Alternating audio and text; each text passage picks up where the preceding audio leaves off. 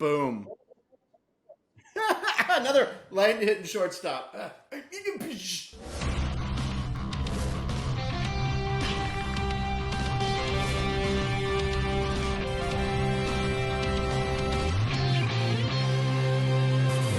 Welcome to Krush House. I'm your host, Wayne Allyn, the CEO of VegasWinners.com, and the man the media calls the king of Vegas sports gambling and America's odds maker. I'm the only sports handicapper in the world with a 180-pound granite star on the Las Vegas Walk of Stars. My company, Vegas Winners, sponsors the Krush House series. That includes this podcast, Krush House, as well as Krush House Cappers and Krush House Legends. Whether you love sports, sports legends, or sports gambling, we got it covered for you. I want to remind you, go to VegasWinners.com right after this podcast ends for one of my world-famous games of the year.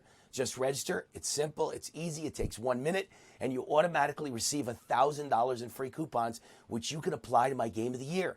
And you also get 5,000 reward points, which can be converted to gifts and prizes with our state-of-the-art cryptocurrency reward system. It's all at VegasWinners.com. Later in the show, I'll be back with my Football Insider segment with former NFL quarterback and Canadian Football League champion Sean Salisbury to bring you insights on the NFL and valuable point spread advice for all the sports gamblers out there. Right now, I'll throw it back to my main men, Frank and Sean. See you in a few minutes. Hello, everybody. Frank Nicotero here, and I have every TV in the Krush House on right now, and they're all on sports. I mean, come on. We have the NFL in high gear, Major League Baseball playoffs just getting cranked up, preseason hockey, preseason basketball. Come on. What else is there? Okay, I did watch the reboot of CSI Vegas last night, but if you want to see somebody who is really murdering them in Sin City, Wayne Allyn will be along with more NFL winners later in the show. He was all over the Pats at Home last week, and it's my turn to play CSI. Call Salisbury in. Sean Salisbury, let's crush it. Sean, did you watch the game last night? Of course I did. Los Angeles, Seattle. The reason I ask is because I know you're a Red Sox fan. We'll get to that later. You must have been clicking back and forth. But that was a huge victory for the Rams, right? On the road, coming off a loss against, a divisional foe. That was huge. Yeah, slow start for them, and then they got back into it. And losing Russ Wilson for Seattle's a problem. And Geno Smith did a nice job, but you take away the element that is Russ Wilson and the magic he brings to the table. But that finger, and depending on what goes down the road in a very difficult division for Seattle and how quickly he can get back at it. But I don't know if the 12s, the Seattle, while it's a great place and great fans, I'm not sure. We see Tennessee waltz in there and beat him. We saw the Rams waltz in there and beat him this year. I'm not sure it has the same effect now because fans are all fine and dandy. The problem is if you don't have execution on the field, the fans don't come into play much, and the Rams took it away from them and continue what is a brutal division to win. But Seattle now is going to be in a chase mode all season and hope we'll get Russ back. Yeah, the Legion of Boom is no longer there. That was always what really helped the 12th man. I don't know who had more finger issues this week, if it was Russell Wilson, if it was Stafford had a finger issue, or Urban Meyer. But anyway, what I was going to say is I thought the Rams, I thought that showed a lot of character 4 days after losing. Getting beat bad by Arizona to come back and win. I think they're back on track. They're 4-1, and they do look solid. Maybe that was a wake-up call to them. I don't know. Yeah, that's a tough thing to do. First of all these wins are hard to come by. It's a hard thing to do to take the loss, and they got smoked by Arizona. Oof. And then to refocus and not let it beat you down, and then to get on the road, and it's not a long trip to Seattle, but to go on the road and the week is shortened, and to be able to refocus. And Frank, sometimes what happens in those moments is instead of getting real creative and doing all kinds of shit that you just get out, what you do is you gather it in, you compress your game plan, you execute about 10 throws and about 5 runs with a bunch of different formations, and you lock in and take care of your business. And that win even comes when Stafford looked like he was trying to throw a ball away and it didn't go out of the end zone and was an interception down there in the red zone, and they were still able to come away with the win. Sometimes short weeks can cause quick focus and can cause coaches not to get too, out of hand when it comes to game plans, and you focus on what you do well. And it's apparent the Rams weren't intimidated in Seattle last night, took care of their business. It's going to be one hell of a run down the stretch. And even with San Francisco in a little bit of trouble with their situation and Seattle, they're both capable of beating both the Cardinals and the Rams on any other Sunday. So, and we got a big matchup with the 49ers in Arizona this weekend, so it'll be fun to see. You know what I found interesting was, Pete Carroll, 70, the oldest head coach, Sean McVay, 35, the youngest. Who do you think's like the best young NFL coach that nobody's talking about maybe right now besides McVay? Boy, we're loaded with a lot of them, right, Frank? You Yeah. mentioned McVay. I'd love him to decide he want to leave the Rams and go coach my Trojans, but I don't think we're going to get that. I'm not lucky enough to have that. So with that in mind, think about Zach Taylor in Cincinnati, what he's doing with Burrow, and you think about LaFleur with Rodgers, and you think about Shanahan, and they may not be in their 30s, Cliff Kingsbury. Everything we do skews to offensive. I mean, everything is make points and get these young offensive bright minds that score points. Well, I got news for you. That object is closer than it appears, like you see in your mirror. It's Brandon Staley, the Chargers head coach. When I listen to him, I would crawl 10 miles over broken glass to play for him. He looks like he's about 14. He and Zach Taylor are fighting over who carries the pillowcase at Halloween, I'm sure, with their Halloween outfits. They look that young, but make no mistake about it. He commands a room. At a press conference, he's got complete control, and we see other guys who can't do it. I love what Brandon Staley's doing with his team. As an offensive guy, this guy as a defensive coach and a head coach has the Chargers going in the right direction. For my money, if you mention he may not be first, but he sure as hell isn't third when it comes to young coaches in this league. He's phenomenal. Brandon Staley, I love the guy too. And the Rams get all the ink out here, but boy, the Chargers look good. And they have the Browns coming to town this week. Now, I think that's going to be a good game. I think it's going to be a great game. Baker's a little hurt, but the way Joey Bosa's playing, Baker might want to look into some of that progressive health insurance, all those commercials he's doing. But I like the Chargers this week. What's that? Covered. What's real quick about that, Frank, is that it's amazing to me. I go on a show in Cleveland every week, and after a game or two, when the guy who's hurt is competing, trying to play his ass off, they beat Minnesota and he didn't play well. Yeah. And Cleveland Browns fans act as if, some of them, that the last 20 years hasn't been a horseshit operation in Cleveland. And that they've been scrambling around for 400 guys that play quarterback like me. You finally get a player in Baker Mayfield. He has a couple average games while he plays hurt. So if he doesn't play, you know what people say? Wow, why isn't Baker playing? He's hurt. What is he, soft? And then when he does play, he sucks. Get him out of the league. Let's go trade for somebody else. I mean, you'd think that they were the New England Patriots, some of them. Like they'd won 7 Super Bowls or 6 Super Bowls in 9 appearances over the last 2 decades. They hadn't won shit. Baker Mayfield's a good player, and he's out there competing, and I know it's a non-throwing shoulder. Baker Mayfield can play. Now, every time he's been tested in his career, as a walk-on in college, he's answered the bell. I wouldn't be too quick to have this as a blowout the way Nick Chubb runs it. And while Myles Garrett, and when you say Bosa, Myles Garrett's probably saying, I'll see you and I'll raise you one right now. So both of them, advantage Chargers. But I caution people to already have Baker Mayfield buried as not a good player. It's just, I'm fascinated by people's quick to judge on the most difficult position to play in the world. And a guy who's changed the culture in Cleveland, yet fans act as if Bernie Kosar, Brian Sipe, Tom Brady, Otto Graham, and Jim Brown are coming back to play in Cleveland. Stop it. God, I love you mentioned Brian Sipe. As a lifelong Steeler fan, as you know, I loved Brian Sipe, though. I loved him as a quarterback, man. That was awesome. Like an MVP of the league, and nobody gives Brian Sipe credit for that. He was awesome. That interception against the Raiders will haunt him forever. By the way, speaking of young coaches and the ages of coaches, Tom Brady, how many head coaches do you think Tom Brady is older than? Take a guess. I'm going to say 1, 2, 3, 4, 7, 6. 13.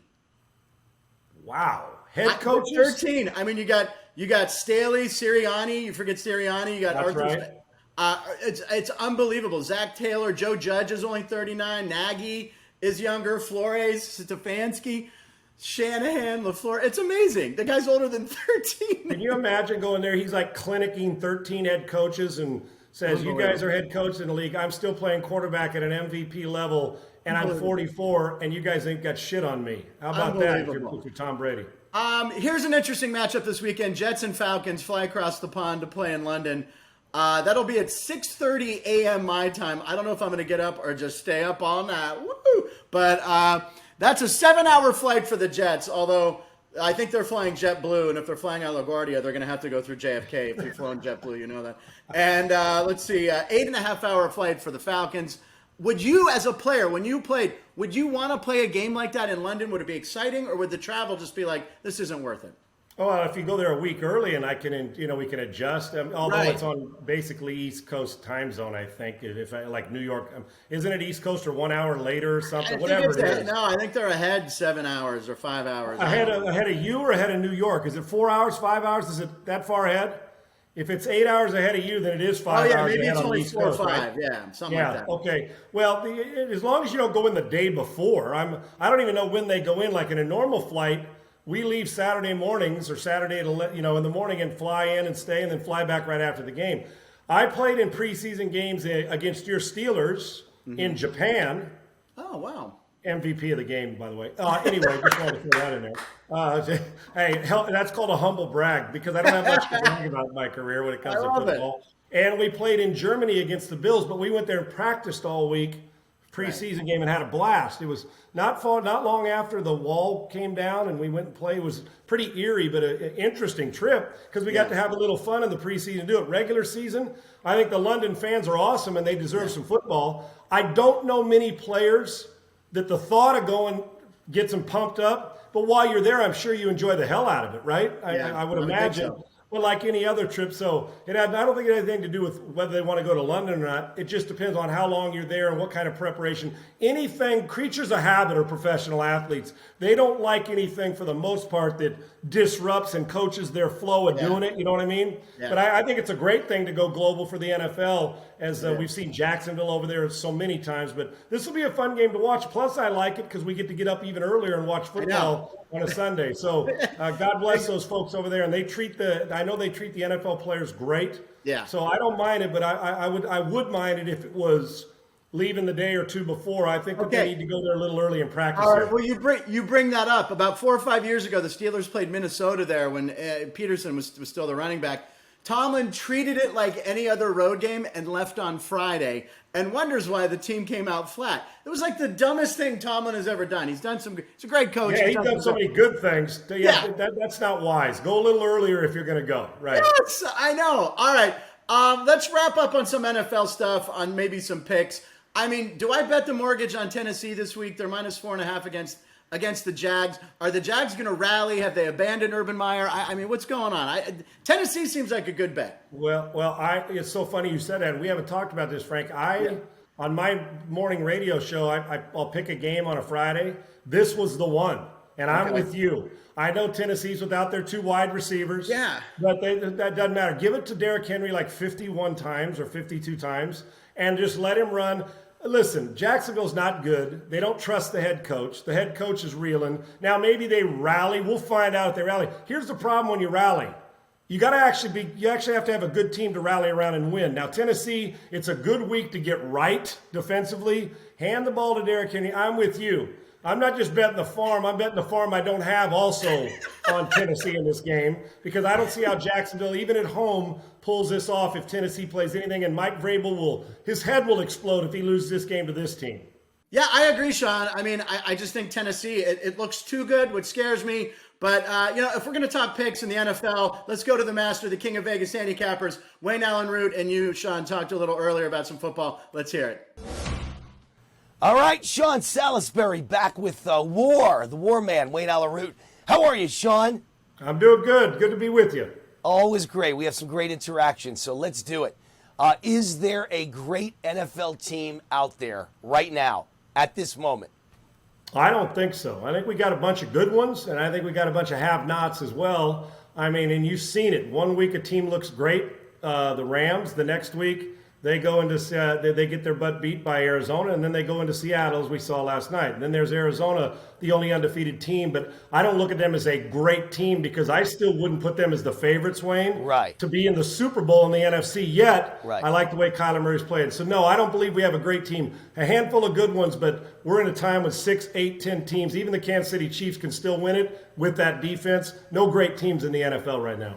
And by the way, I don't even look, you said Arizona, you don't look at them as a favorite for the Super Bowl. I don't look at them as a favorite for their division. I believe the Rams are the favorite in that division, and I believe the Rams are the favorite for the Super Bowl. You're a witness. I said that from day one before the season started. I'm a huge Stafford fan. You take the same guy out of a losing team, Detroit, put him on a winning team with a great defense, and boom, you've got a great combination. So, yeah, They got blown out last week by Arizona, and then they came back Thursday night, and I had them against Seattle. The entire world was betting on the Rams, by the way. I'm always opposite the world. So when everybody bets on the Rams, I should have been on Seattle on Thursday night, but I took the Rams with everybody else because I believe this is a team of destiny. And the way they lost last week, I thought they'd come back show their pride and win big. And sure enough, great performance on Thursday night. So, no, I don't see a great team either, but I got news for you. I know I'm prejudiced. You know what I'm going to say, my Dallas Cowboys. I think Dallas has the potential by next year. I can't say Super Bowl this year, but by next year, that defense, it may be better than the offense. They're smothering. That defensive line is smothering. The linebackers are amazing. They threw away Jalen Smith. They released him this week. He was their superstar. They gave him, $60 million? They threw him away. They don't even need him. And the defensive backfield keeps getting interceptions and turnovers. I think this is a young, hungry defense with Dan Quinn and maybe the best offense in football. This team, by the end of the year, could be a Super Bowl team. By next year, they will be a Super Bowl team and a great team. Yeah, and their offense, when we say there may not be great teams, but they've got the potential offensively to be, and they already are special when they run it. And Prescott, I don't know how anybody keeps ranking him below a top 5-6 quarterback in this league. Right. I don't. Defensively, Dan Quinn's made a difference, and Micah Parsons is off the charts, and Diggs is around the ball all the time in the secondary. I'm with you.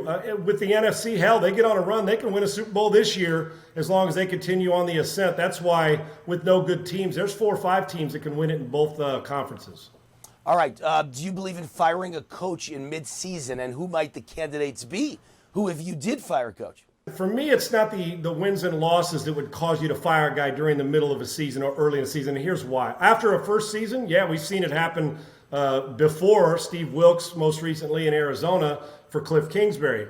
If you've lost respect, trust, culture problems, all those things that may even be outside the X's and O's and the wins and losses, is a time when that I would consider during the season. But when it comes to trying to find it wins and losses, I don't think it serves any purpose during the season if you're still playing hard and your players are trying and you just don't have the personnel, because the interim coach is going to get fired anyway. Rarely, if ever. It's only happened a handful of times where that interim coach keeps the job at the end of the year. So basically you will have had 3 coaches in a matter of a handful of months. I don't usually subscribe to it unless they're looking at you and your players do not respect you and you've lost in the locker room and in the building, not just on the field. That's the time I would consider it, but it's rare. All right, so that leads us, what a segue, into Urban Meyer. Has Urban Meyer lost all respect in the building? I find it kind of weird. You know, what he did, hanging out with some hot blonde at a bar, is between him and his wife, and if she wants to divorce him, that's her issue. It has nothing to do with your ability as a coach. Zero. Anymore, it's the same reason I love Pete Rose for the Hall of Fame. You know, I don't think what he did was necessarily good, but Pete Rose deserves to be in the Hall of Fame based on performance. Based on performance, Urban Meyer is one of the 3 best college coaches in the history of college football. And now he's an NFL coach. It's only 4 games into the season. It's early. Give him 3 years. He'll make the Jaguars a Super Bowl contender. So does it matter if he happens to cheat on his wife and chase women in a bar? Does it matter? I don't know. I'm asking you. Well, I think to sponsors, and Wayne, we're in a time, as you know, the optics of things and with cameras and with sensitivity and all this, at a time, whether we like it or not, it exists, and it does, and it's not going away. And the one thing about a public figure like Urban Meyer, if it happened to one of his players, that player would catch hell coming into the building. He just would, because he'd say it's irresponsible. We got to gain trust. You got to be smarter than that. All those things you preach. Now, I understand if a guy wants to go have a drink in a bar, I get that. The problem is the optics. He broke a moral law. He didn't break a regular law, and that's for his wife. But he also has an owner that said it was inexcusable. He had, his teammates are laughing at him, the players he's coaching. So now it comes a problem. I'm with you. Sometimes it's like, what are we doing here? But this is the society we live in. And when you got a wife and you're supposed to be held to a higher standard and in the building, and Wayne, you also know this, if they were 4-0, some people, may look at this different. The problem is they're getting their ass kicked on the field. He stayed behind when a plane was supposed to fly out with the team and decided to give people a break. And he goes into a bar. Had he just had a beer, probably would, or a drink, I don't think. But when a female's involved and with the sensitivity, I think it becomes a problem. And here's the problem. When you lose the trust of an owner, it's really easy to lose trust. It's really, really, really hard to gain it back, especially if you're on a losing team. Urban Meyer's got a hill to climb. It was a stupid decision, especially in this landscape we're in. But is it a fireable offense? That's for Shad Khan to decide, his owner. But it wasn't. It's bad optics, but they got a lot to do because he can coach football, but this is the NFL, not college. All right, but here's my counterpoint. Did you ever watch North Dallas 40, the movie? Yeah, but I'm with you, Wayne, but that's back in the 70s. Players we don't do that anymore. Things change. You don't believe players are out every night at strip clubs? Okay, well, let me ask, do I believe players are out every night? All of them? No, I don't believe that. I played with some are. I believe some do, yes. I believe some are out and doing it all. We see it in the NBA and the NFL. Here's the problem, though. Here's the problem. North Dallas 40 didn't have cell phone service. And I get it. So it's a battle back and forth. But the problem is, I know that people do it, but you can't. Okay, let me ask, if Tom Brady did it, Bill Belichick did it, we'd say, oh my, it's just, I get guys trying to loosen up and do it. The problem is Urban Meyer's not single, so the perception, it's like Tiger Woods. People felt like Tiger Woods owed them an apology when he cheated on his wife. Well, he didn't owe me an apology. He didn't owe the guy next door an apology. His family and his sponsors and the people he represented. So I'm not the moral high. Listen, you open a closet, most people have a skeleton that falls out. But the optics of it for the head coach, especially a first-time head coach, Wayne, I'm with you. North Dallas 40, A Longest Yard, all those movies. But this isn't 1970 anymore. Whether we like it or not, we are in 2021, and Urban Meyer's got to be smarter because whether we like it or not, it happened, and people can't wait for stuff like that to happen, and especially when they're losing. Yeah, he just got to be smarter because he would expect it from his players, I guarantee it. I can tell you for a fact that in Las Vegas, every team that comes in to play the Raiders and the Golden Knights spends the night before at strip clubs. I can tell you right now. All the girls are making more money than they've ever made in their lives. So all these guys are hypocrites. Any player that is going to look at a coach and cast a stone, and any owner that would look at a coach and cast a stone. These guys are billionaires. You don't think they're all cheating on their wives? Come on. I would hope not, but that I don't know. But I know this. I would say saying always and never for us, and you're right, always and never in sports and in society doesn't exist. Those are two words we should never use. All right, just a good counterpoint. And by the way, now I'll take your side, because I'm taking both sides. Now I'll take your side. If Urban Meyer is in the locker room preaching, don't do bad things. Don't embarrass the team. Don't ever be seen, grabbing a girl's body, and then he grabs a girl's body. Then that's a hypocrisy thing. So that's a whole different thing. I don't know what he preached in the locker room. Okay, here's what I do know this. I do know this. He even said this part. He said when Trevor Lawrence decided to go to Las Vegas for his bachelor party, he talked to him, was afraid. He told him, be careful what you do. There's people out there. He preached that to him in the last handful of months and then turned. Listen, it was a dumb, sophomoric, and like I said, he doesn't have to answer to me. He's got an owner that signs checks and a wife and family at home that he's going to have to deal with. But I understand the sensitivity of society, and I do understand your point.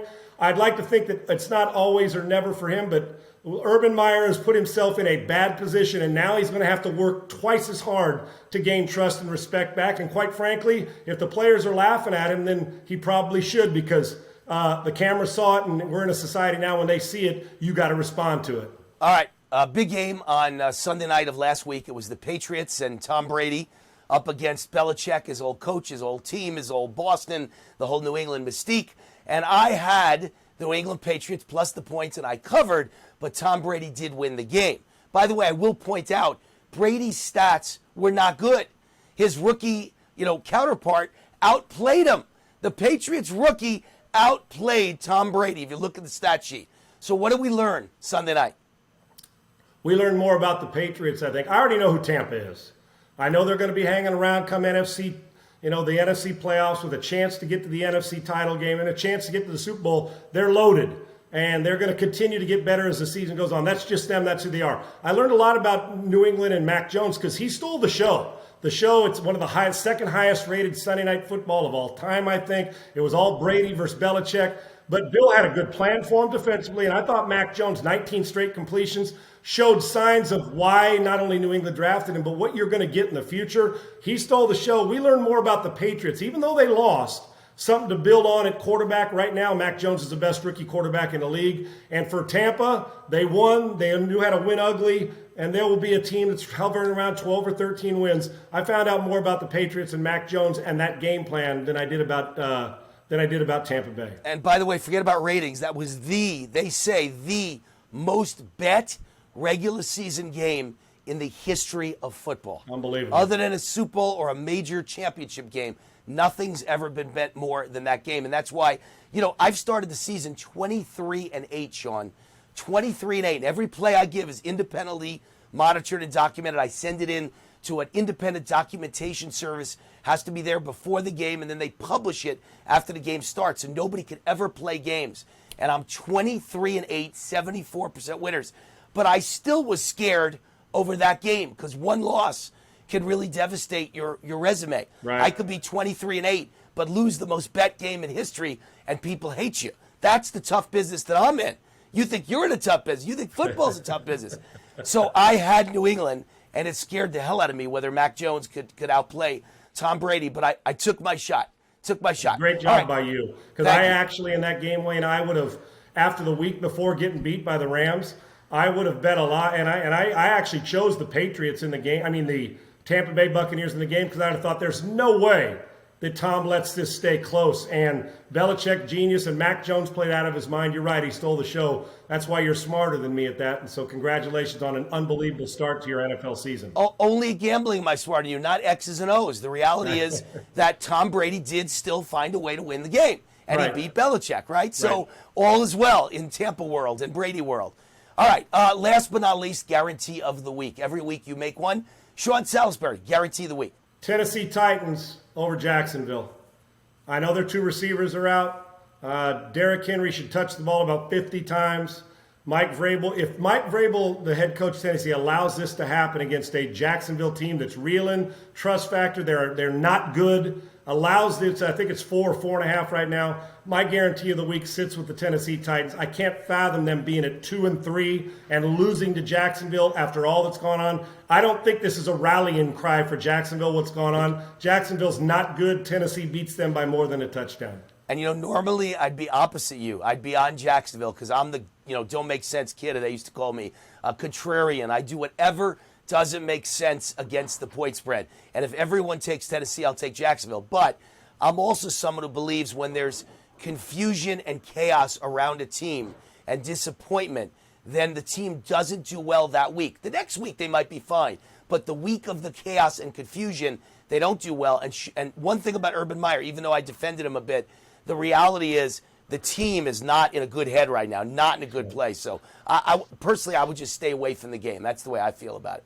All right, another great segment. Let me tell you where I'm at so people know to go to VegasWinners.com where we have $1,000 of free coupons waiting for you to apply to my big winners. I've got another game of the year this week that reached that level, Wayne Root Game of the Year. Here's the deal. Started the NFL, all independently monitored and documented, 4 weeks, 22-8, and then one on Thursday night this week. So I'm 23-8, 74% winners, 4 straight winning weeks to start the season, 12-1 on Thursdays, Sunday nights, and Monday nights. 12-1 with the signature game on national TV. In the last 4 weeks, I've had 4 games that rose to the level of Game of the Year, and I'm 4-0 with those 4 games of the year. My top-rated pinnacle play, 6-2, 75% winners, and I counted Sunday as a losing day. This is how fair I am. I had a winning week. I won on Thursday, I won on Monday, but I went 2-3 on Sunday, even though I won that giant play on New England. I'm counting that as a losing day. That means I've only won 13 of the last 15 NFL Sundays. 13 out of 15, that's 86% winning Sundays, and I've got another game of the year waiting right now at VegasWinners.com. Sean, Great to be with you every week, my man. Awesome to be with you, and I will be tuned into your picks because you know what? I'm not dumb. I may be stupid, but I'm not dumb, brother. I got you. Keep it up. All right, Sean. God bless. Thank you, man. Let's move on to college football. We're not even going to talk about USC this week. We're going to go to some other games. The Red River rivalry, man. I have actually been outside the stadium for a Texas-Oklahoma game when I was shooting Street Smarts years ago. But what are the keys to this game? Texas is ranked 21, Oklahoma 6. The line is currently Sooners -3, over under 63.5. Okay, you tell me first off, who do you like from a vantage point where you're sitting? Who you like? Well, I've never had a side in this game. I always enjoy the game, but I gotta wait. I'm assuming Spencer Rattler is going to have a huge game. I mean, Sooners -3 looks tempting. So and then they got Texas has that kid who was born in Oklahoma and plays in Texas. So I don't know. I mean, I don't know it well enough, really. Yeah, and I'm close to this one because I'm not far away, and it's at the Cotton Bowl, which I kind of like that old, the state fairs going on. Yes, as long as guys haven't eaten cotton candy or all that fried shit before they go on there that we all love, I think it's going to be awesome. But for me, I actually look at it this way. Number one, the over seems awful tempting because Oklahoma's not I think Oklahoma's overrated. And I normally don't say that, but think about two bright minds. And speaking of play callers, and Lincoln Riley and Steve Sarkisian, right? Head coaches who call the plays. I think this is going to be offense galore. I do. I don't know how a defense gets off the field, the way Casey Thompson and Sarkisian are playing. And keep an eye on this one on Bijan Robinson. He may rush for 225 against Oklahoma in this game. I'm actually taking double, and then I'm picking both. I got the over in the Texas-Oklahoma game, and because it's Big 12 football, and I actually think Texas is going to beat Oklahoma this year. Oh, I wow. have not seen great improvement from the Oklahoma as much as I like Rattler, but he hasn't gotten better to me in the last 12 months, and he's got a great arm. I think there's been too many inconsistencies, and I don't know if they're going to be able to stop the run. I'm going Texas at +3. I think I got him at +3.5, and I like the over in the football game. If this is a defensive struggle, I'm just quitting. I'm just stopping and be done with it. Well, I love waking up at 9 a.m. and picking an over because it gets my juices flowing early, and I'm rooting for points. All right, real quick in college, are there only two teams that can win the national championship right now? What do you think? Yeah, Frank, I don't know. Listen, I got respect. Cincinnati's good, but they ain't beating Alabama, right? Even though they beat Notre Dame. Penn State's really good, but they're not going to be athletic enough to hang with an Alabama. And I don't know how they'd score against Georgia because I'm not sure the Atlanta Falcons can score against Georgia, the Bulldogs defense. And then there's Iowa, who just keeps plodding along. And we got a great game with Iowa and Penn State in Iowa City. It's going to be great. Whoever wins that is going to be sitting in the 3-hole and fixed in there. But I don't know. I think there's a level of penthouse, and that's Alabama first, Georgia slightly second, because their offense is better than Georgia's, but Georgia's defense is better than Alabama's. And then the drop-off. I think there's a wide Red River there to get to the third team. I'll be shocked if they don't meet in the SEC championship and then turn right around and find each other like a 1 seed and a 3 seed or whatever in the finals, or 1 and 4 and then 2 and 3 playing, because those two should meet the way I see it in the national championship game, because I don't see how anybody else beats either one of them. I mean, Georgia's given up 23 points in 5 games. I mean, that's, The only thing, Frankie, is like, for instance, let's say you play a team that's got a decent defense, and Georgia could go through one of those games where they don't explode on offense, right? Yeah. So let's just say they have one where they score 10 points for their offense, yet they're pitching a shutout, and then they fumble the ball in a short field, and the other team wins 13-10 because, they got the short field and kicked a field goal. Or 2 field goals. I don't see how you line up and just score point after point after point, unless maybe you're Alabama. They are clearly, in my mind, clearly the 2 best teams in college football. I'd take those 2 over the field as far as the national championship goes right now. I mean, if Bo Jackson and Cadillac Williams suit up this weekend for Auburn, do they even have a chance? I mean, well, that's only if Buck Bellew and Herschel Walker are playing for Georgia, brother. All right, Red, real quick. Better college running back. I had this question for you since it's Georgia Auburn. Herschel Walker, Bo Jackson. Better college career running back, Herschel Walker. Yeah, you got it, right? Yeah. Both of them. Herschel was a teammate of mine in Minnesota. Both can outrun the team bus while it's in full go. Both are strong enough to bench press the team bus when it's loaded. And both were phenomenal athletes, and both great people. Bo's obviously the better athlete. Yeah. I would have loved to see him just concentrate on one sport because he would have been a Hall of Famer in either one. But as college goes, I think you'd probably have to put Herschel Walker as one of the 5 best, because his performance, 5 best college players ever. But all that said, you know who may be the best running back of all time in college? Either Barry Sanders or O.J. Simpson. I knew you were going to say Barry. I knew I know you Barry Sanders. Jim Brown, I didn't know well enough at Syracuse. I've read about it, but the film you see on O.J. and Barry Sanders is ridiculous. Phenomenal. Yeah.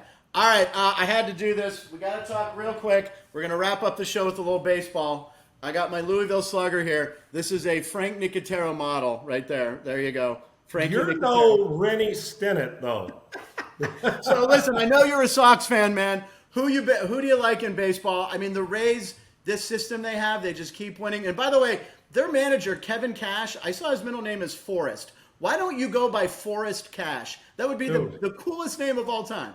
And you have to win a championship with that name, because you're not allowed not to when you're doing that cool bastard name. Here's what I think, is that even though I'm a Red Sox fan, I think the AL Championship Series, the American League Champ, is going to be Tampa and Houston. Great pitching versus really good hitting, although McCullers was off the charts against the White Sox. And I believe in the National League, the Giants are real, even though they don't have the star power the Dodgers have. And that's my National League team, the Dodgers. But I like the Giants. And I'm going to tell you what, don't sleep on the Milwaukee Brewers. They're going to beat Atlanta. And that's because they've got young arms that can ramp it up 99, 100 miles an hour. And they're sneaky good at the plate. I think we're in for one hell of a run, but those are the 4. And we'll deal with the World Series and where it goes in a couple weeks. But I like those 4.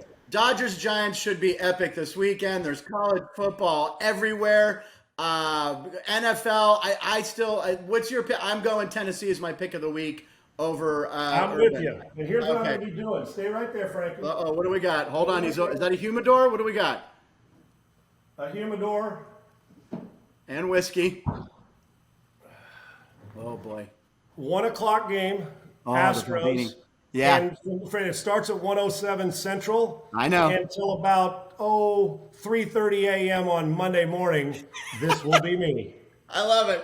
All right. I got to run to the store and get some Balvenie. I love that stuff. And I don't have a humidor anymore. I got to get a couple cigars. All right. Listen, I love Sean. As always, this is the best. It's my favorite day of the week. Next Friday, it might be a little slow because I'm going to see the Rolling Stones next Thursday night at SoFi. It'll be my first time in the stadium. You're going to need one of these, but it's going to be rolled with something different, right? No, I'm kidding. Hey, it's legal in California. All right, listen. Make sure you guys go to Vegas Winners, get some of those free picks from Wayne. I rode the Patriots last Sunday night as one of Wayne's picks, and it settled. I collected. Let's just say that. Sean, keep watching baseball, football. We got everything this weekend. October sports, love it. Every TV in the Krush House is on. Boom. All right, thanks for tuning in to the Krush House today. Hope you had a great experience. I did. I know Sean did. I know Frank did. I want to remind you to go to vegaswinners.com right after this podcast ends for one of my world-famous games of the year. Just register. It's simple. It's easy. It takes 1 minute, and you automatically receive $1,000 in free coupons, which you can apply to my game of the year. And you also get 5,000 reward points, which can be converted to gifts and prizes with our state-of-the-art cryptocurrency reward system. It's all at vegaswinners.com. What else is waiting for you at Vegas Winners? Check out all our entertaining and informative Krush House podcasts. Enter to win fabulous prizes, including trips to Sin City to join me and the Krush House gang to watch a game, break some bread, and experience Vegas like few ever will. And most importantly, it's always about my favorite thing, winning and winning big. And then there's the point spread winners. We've got free winners every day at the site, plus best bets from our team of 21 champions, the greatest lineup ever assembled.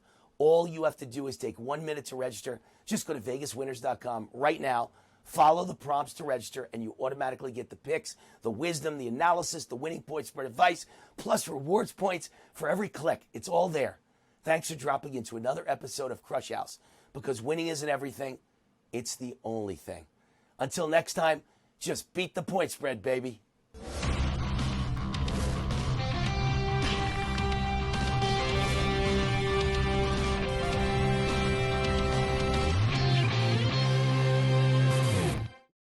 You know what I found?